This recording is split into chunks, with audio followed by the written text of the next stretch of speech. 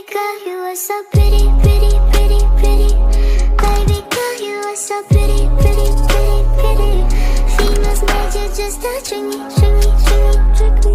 Cause baby girl, you are so easily pretty. The only reason that I can do tonight is cause I know you were invited. The only reason that this dress is skin tight is cause I thought that you would like it. I'm only come for this. On this episode of Jessica Javens Talk, our guest is amazing. She has over 20 years experience as a therapist. She's also a mother, but she has been creating a movement of awareness, which I fell in love with. And when I saw everything that she had published and how much impactful she was, I was like, oh my gosh, she has to come to season 2 of Jessica Javens Talk. And we're going to be talking about something that is very dear to me, which is embodying emotion, which is one of her main missions here, and how that started, which I resonate so much. So I would like to welcome Krista. How are you doing today? Thank you so much for being here with us. Hello, Jessica. Thank you for inviting me and having an interest in my work. I'm honored, and I'm looking forward to chatting with you about it. Thank you so much. Now, Krista, I'm here in Indianapolis. You're in Chicago, not too far away. And I can't wait to go to Chicago, by the way. My production says they're going to show me Chicago next time I come for season 3, so I can't wait. So I would like you to share a little bit about you, a little bit about your background, and how you came about to this choice in this career that you're in right now, which is this mission of educating people and, of course, becoming a therapist. So share a little bit about you with our viewers. Okay, thank you. I've always known I was going to be a therapist as early as 6th grade. I happen to have been a Southern Baptist preacher's daughter, and my father would take me to his homebound parishioners because they would only talk when I was with him. I don't know. That was kind of a prelude to it, you know. Some of them, not all of them. I'm not saying I was using gifts back then or anything, but that's a fact, what I'm saying there. So fast forward, I did get a undergrad major in psychology and criminal justice. And then years later, after staying home for 11 years as a mother and homeschooling my children, I went back to graduate school and got my master's in marriage and family therapy. In that time, as I am learning to embody my own emotions, being a mother, and learning to regulate and trying to teach my own children emotional regulation, I realized just how much I didn't know and just how much we are not taught to regulate our emotions until we have to, which uncovered hidden trauma. And most of us have hidden trauma. My theory is that all mental health issues are untreated emotional trauma. And so at one point I voluntarily checked myself into a month-long trauma treatment in Tennessee. It was a very indigenous, earthbound, emotional embodiment take. And I did a sweat lodge. And in this native sweat, I came out saying, oh my gosh, that was such emotional zen. And the word emozen came to me after I started embodying things from an indigenous perspective, and I trademarked it, and it's been taking a life of its own ever since. I love it. I love it. And you spell it to us again, just to make sure that people can find you, because I know that's what the trademark. So EMO. It's EMOZEN, and it's short for emotional zen. Perfect. Beautiful. Okay. I have so many questions just about what you just said here, which is, I'm sure people are super curious. Let's talk about parenthood first, because that's something that I resonate. You have kids. I have kids. So tell us, where did you realize how important that emotion, embodiment and awareness came about? Where did it start with your kids? Oh, gosh. There are 2 examples that I'm going to give you. One I mentioned to you in our pre-conversation before it started, but the one before that might even be a sweeter is when my daughter, who's now 27, was an infant, and I was nursing her. And my son, who was 2.5 at the time, came running to me saying, Mommy, Sissy's crying. She needs your heart sprouts. And I was like, what? She goes, where you give her love from your body so that she stops crying and she knows she's safe. So out of the mouths of babes, heart sprouts. That's number one. I knew I needed to go deeper into it. And number two, when I started potty training my son, who was older, and I remember people saying, well, set a timer, do this, eat all of the structure that we know as adults and that we're usually taught. Like, well, that's not teaching them anything. That's teaching me how to read their body. They need to learn how to read their body. So I started asking, what's your body telling you? You need to feel it. And then we would start poking around gently on his tummy. Like, do you feel it here? Do you feel it here? Yeah, I feel it there. That means you have to go potty. And once he learned that, he became potty trained. Also, he had seen a cartoon and some cartoon character made fun of a child in diapers. And he was like, well, I'm not wearing them anymore anyway. So I don't know. I think it was Rugrats. We stopped watching Rugrats after that. I'm not saying anything negative about Rugrats because we watched it, but I don't know. Jessica, I think, was a character on the Rugrats, wasn't she? Was she an older sister? I don't recall, to tell you the truth, but then Krista, I was born and raised in Brazil, so some of the American culture wasn't there. Some of it I did get it because my dad is from here, from the United States. But anyways, I love learning about these things. Well, bless you. Good. Thank you. Yes. I as having children. Wait, let me back up. I was always into self-development, self-knowledge, self-help since I was probably a preteen. I when I read my first book about self-help, I think it's Richard Carlson. I think that was the first one I read. Don't make, what is it again in English? It's I remember the theme. He has several, and I was like, oh my gosh, this is so empowering. Like, I felt something I've never felt before. It was so strong. And I loved it. I'm like, why am I going to read storybooks if I can learn this like so fast, so much faster, and feel great so much faster? So I was always into that. And I remember in my resume, when I went into the workforce, that was one of the things that I talked about, emotional intelligence. And I was very proud. And I felt like I had emotional intelligence. I was, until I had kids.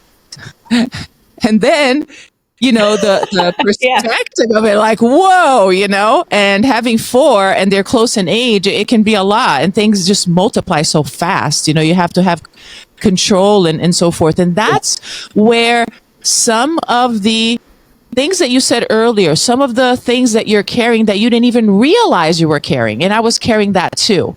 So what were some of the traumas that you realized when you went to this retreat, when you went to this, process? What were some of the traumas that you realized that you had that you didn't know before having kids?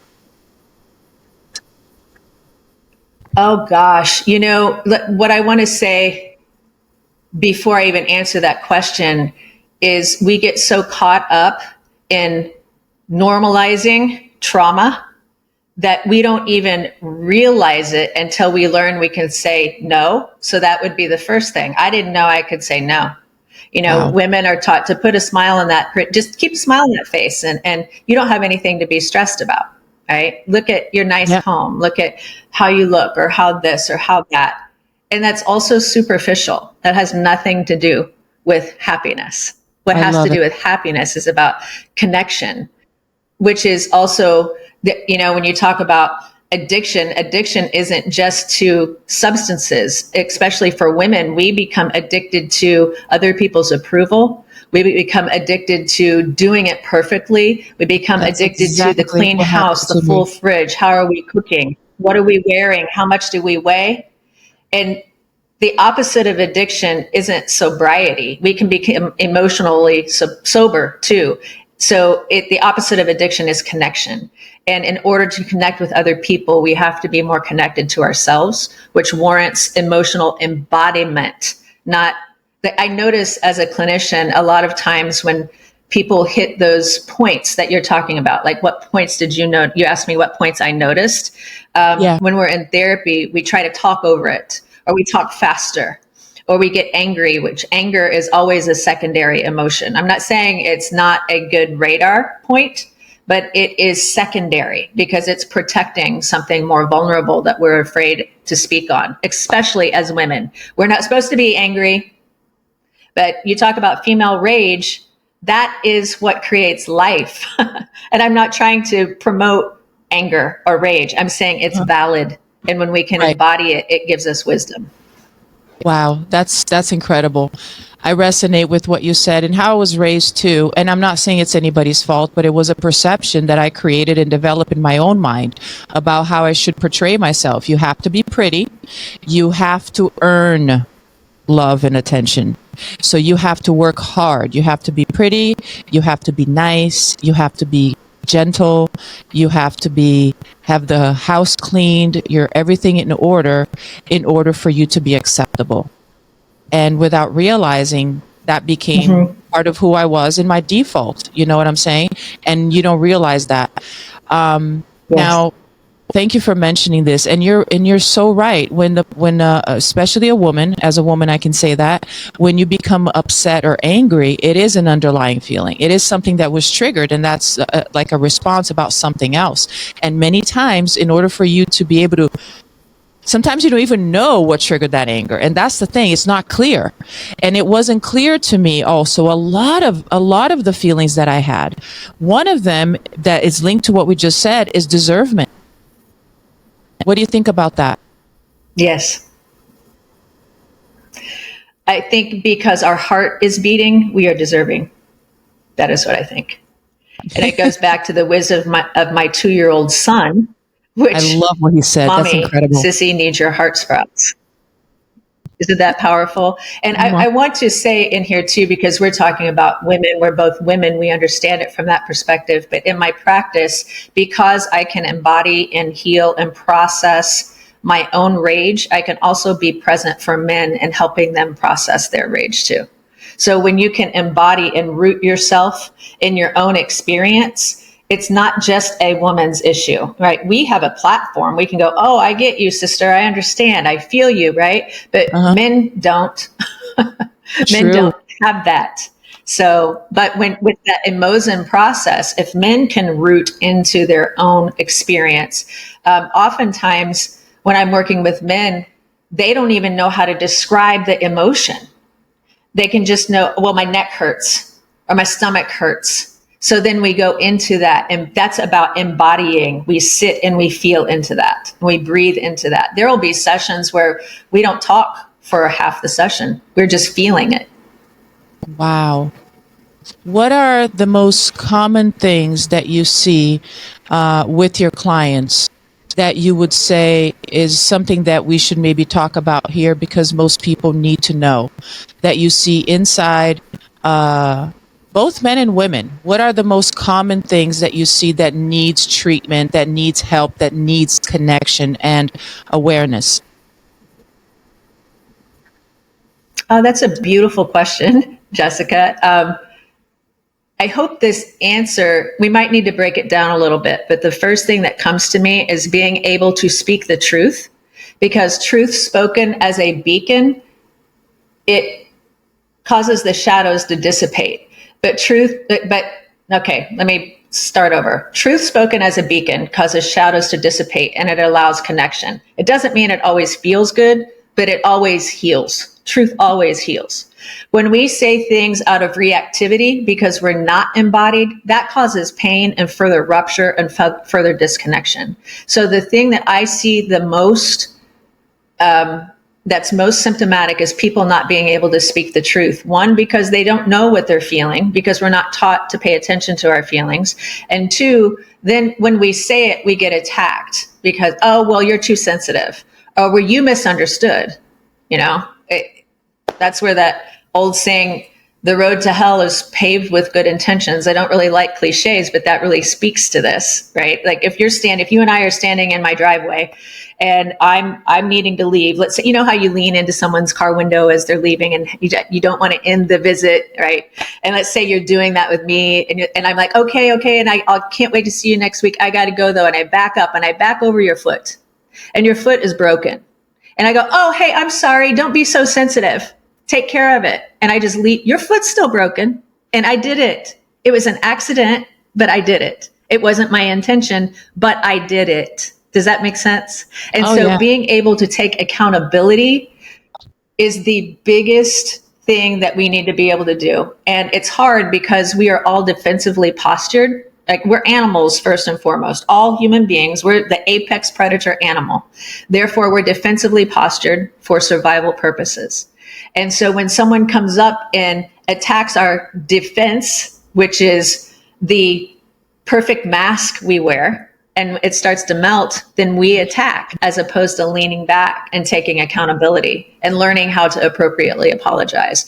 So I hope that answers the question. I know, like I said, we can break it down, but that's what I see. This is so interesting, and there's a lot of worldwide problem. Yeah, and I can resonate with that too.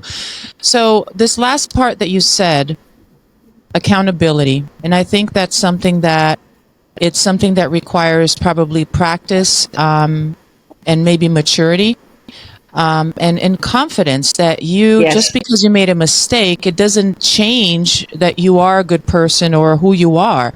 It was just a mistake and it's okay. And I think it's just accepting it. That's my view. Yeah. However, I do know that there's a lot of times people get upset and angry and hurt over a misunderstanding or a misconception. So what should a person do if their emotions are deeply hurt? It's about you, but at the same time, it was a misunderstanding. Because if you go to explain the misunderstanding, the person doesn't want to hear it. They're emotional and they want their emotions validated. So how do you deal with that situation?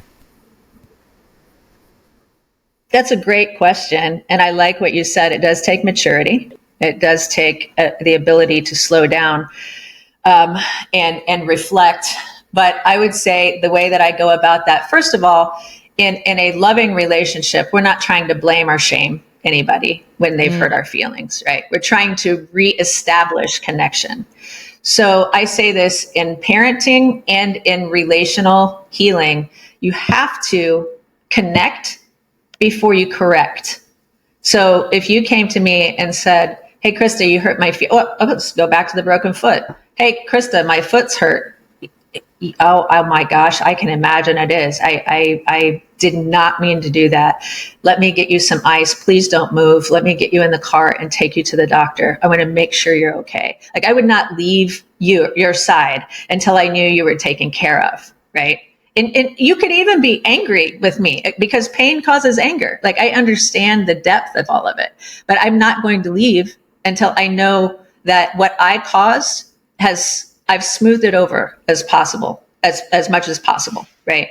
Now, that's what I would do. I would connect, I would listen, and whenever I would listen to the pain it caused, because the last thing I want to do if I love someone, and I'm not even talking about romantic love, I'm just talking about loving my friends, loving my kids, loving me, loving the earth, moving forward, you don't want to keep making mistakes that cause people pain, especially people that you love. I don't want to cause people pain, even if I don't know them, but especially people I love, right? So you've got to connect before you correct, and not blame or shame. Just speak truth like a beacon. Right. Thank you for clarifying that. That's huge. I think that people, it's almost like a little formula. I love how you said it's easy to remember and it makes perfect sense. Going back to the word connection, because you are emphasizing that so much. And I want you to share with us a little bit more about what that really mean in practical ways, because there's people who know and they have different conceptions. Others have a completely different experience. And so their understanding of what connection is different. Some people even accept being mistreated to protect the connection in a way. So what is connection for you? How would you describe that? I love that question. Thank you for posing that. I don't think I've ever been asked that question before, but I have an immediate answer. And that is that I am so interconnected and interdependent with another person, that if they respond in a way that kind of takes me aback, or they don't respond at all in a time frame I would like, or something like that, I trust them enough implicitly that I know there's a reason for it. Even if I disagree with them, I know that their reason for saying whatever I disagree with is valid. And if I would just listen, I could understand and know them better and respect them even more than I already do. So connection to me means that I implicitly trust someone because they've earned it, not just because, oh, I trust you until I don't. I think that's backwards. I think people have to earn trust. Can you define what earning trust is? Like, I'm raising teenager girls right now, and they're learning where their boundaries are. How much should they forgive a friend that keeps maybe stepping on them? How much should they let go of maybe opinions or comments or different jokes that their boyfriend made? Like, where is maybe a parameter that would be maybe easier, clearer to help people who are still building that up, or people who didn't have many good experience with connection or good examples? So where should they start? How would you paint that picture? That is a hard, so it's not a hard question to answer, but there are different facets of trust, right? Because I've gone through my healing work. I'm going to start with my own answer, and then I'm going to give a different answer for a teenager who might, or a child who might not have been raised with trust, because those are good distinctions that you made. So for me, trust means that whenever I have conveyed to someone that they've hurt me, they've listened appropriately and said, oh my gosh, I didn't mean that. Please tell me more. And their apology is sincere, and they don't do it again. Their actions match their words. And you can tell because they don't do it again, right? And we're all human. I'm not saying anyone has to be perfect. I'm not saying I don't hurt people's feelings unintentionally, and honestly, if I get mad, I might snap off the handle sometime and accidentally on purpose say something mean and then have to catch myself. But that does not happen very often. I'm not trying to paint myself as having some corner of morality. I'm human. We're all human, right? I'm just trying to say, when I'm accountable, I catch myself. I'm like, hey, that was not appropriate, right? Let me be accountable. Let me fix that. And then I don't do it again. So that's my answer for me. But, I've worked with people who have complex trauma, which is different than like traditional PTSD, like the initial, that's like the tornado, the war, the soldier who's been on the front lines in war, your house getting burned down, things like that, big T traumas. And there are little T traumas, which are like prisoners of war. That's where you're helpless and powerless to get out of it. And a lot of children have complex post-traumatic stress. And I don't like to say disorder, because it's not really a disorder. It's the way our body responds naturally to something that's too overwhelming for us to process in the moment, right?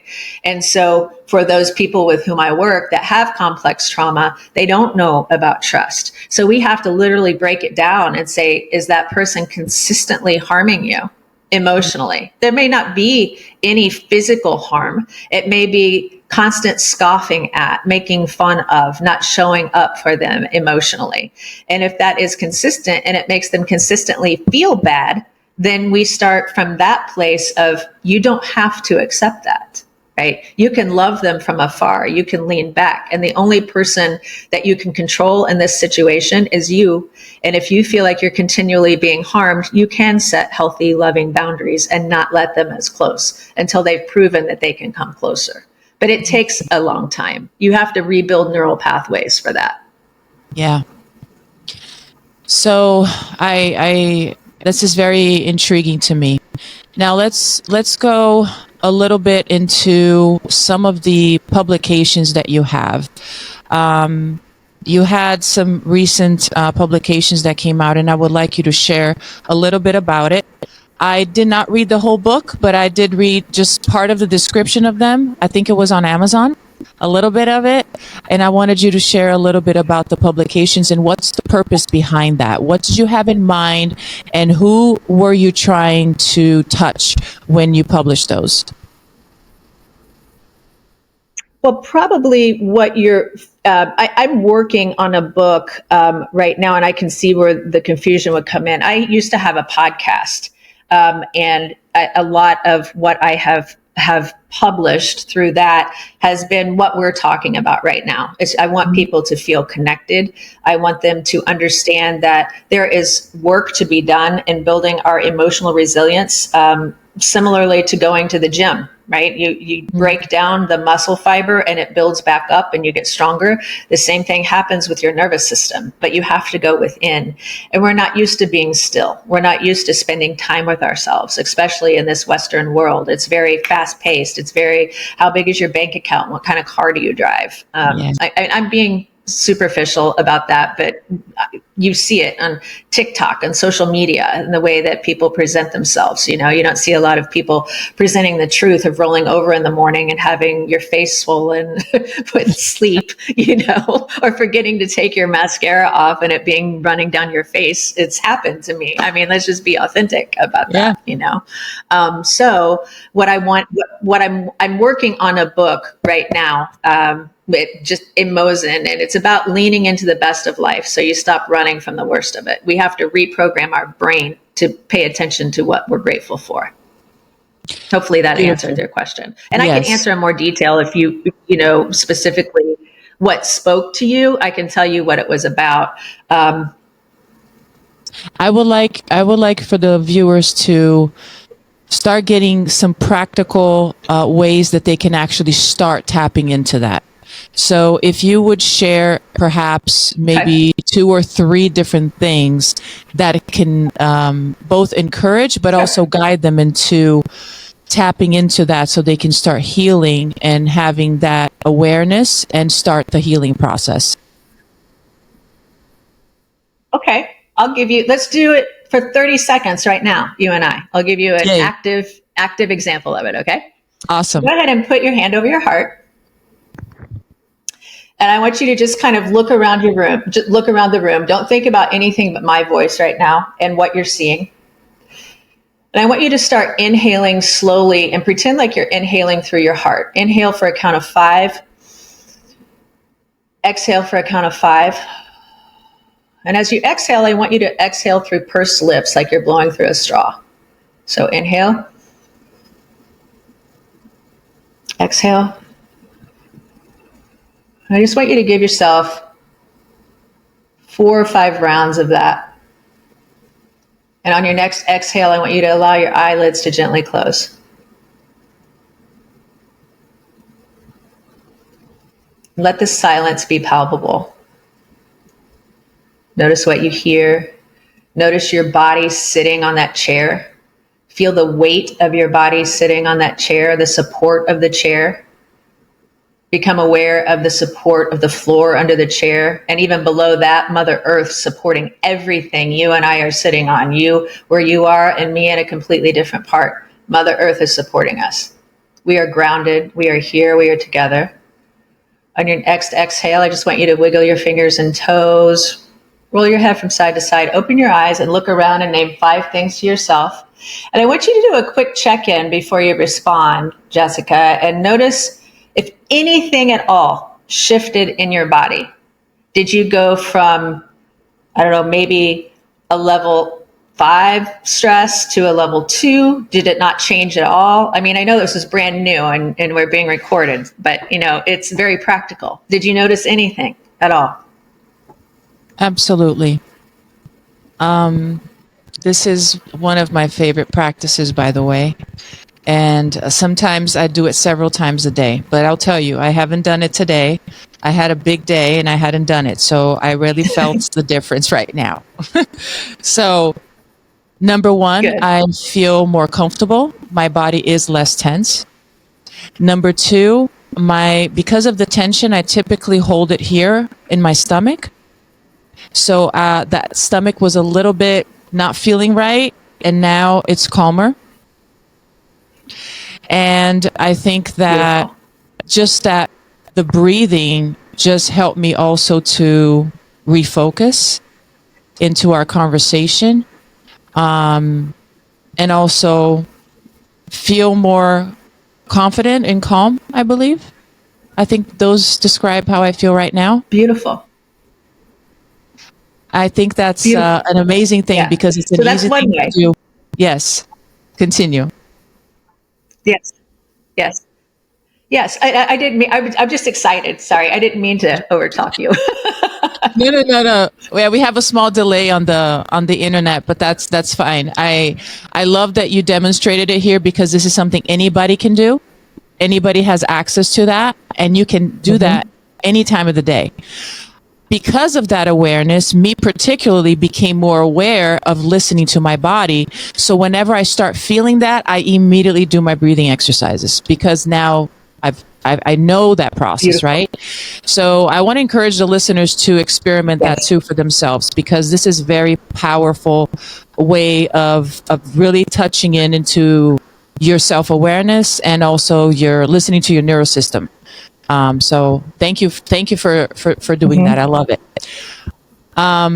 So right now, I know that you have so much work that you've done in the last 20 years. And yes, you did mention your podcast. I saw that. And now you're saying that you are into some other projects. So I really wanted to know, what is your goal now? What have these last 20 years taught you?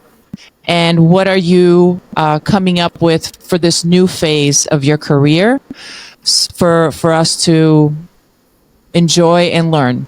So share with us. Thank you for asking. So right now, one of my main projects is breaking the generational curse in my family. I'm walking my 90-year-old mother home. I'm her primary caregiver. And she has dementia and some other things. She just celebrated her 90th birthday a couple of weeks ago.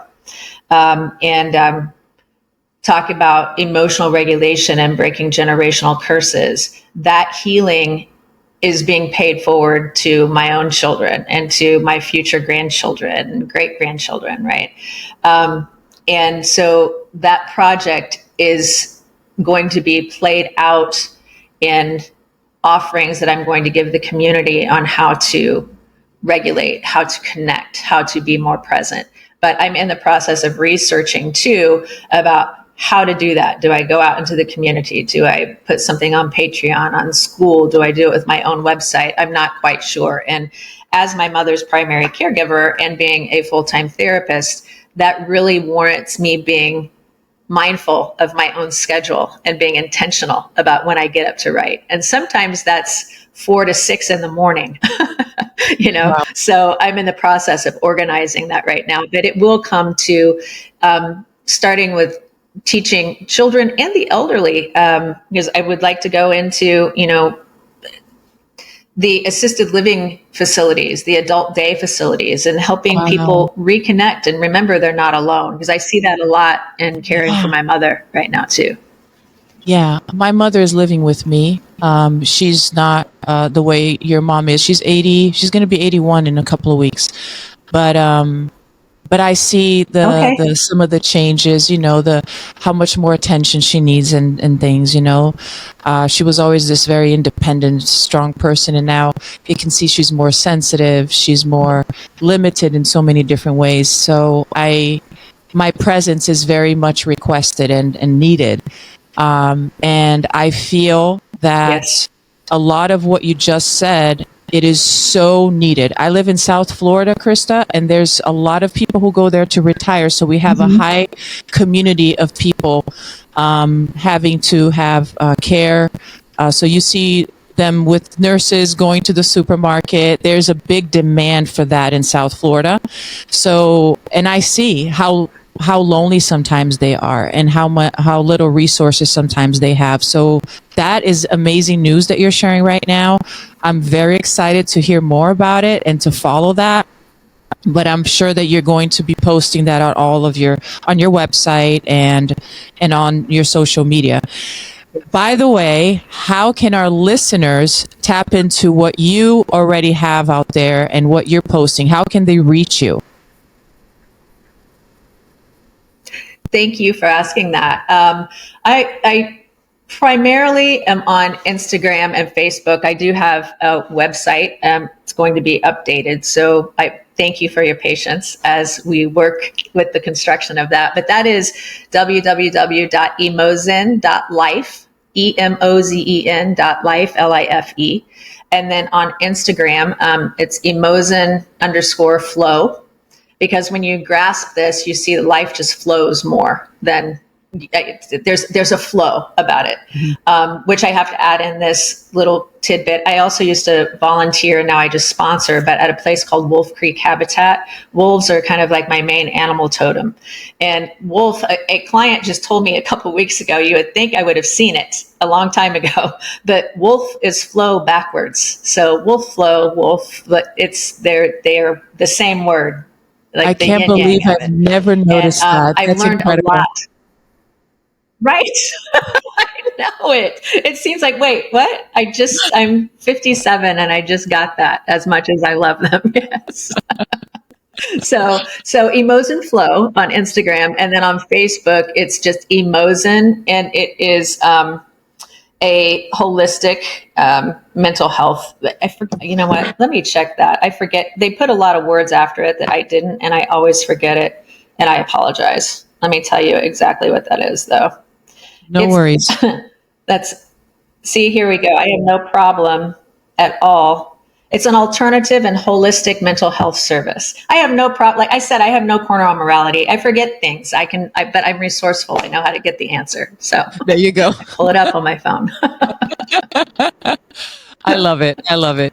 Krista, I have probably infinite questions more to you. We're going to have to do another episode another time, maybe on season 3 when I'm back here early 2026, because you have so much amazing things, and everything that you do and you know is my ultimate passion. I just love it so much.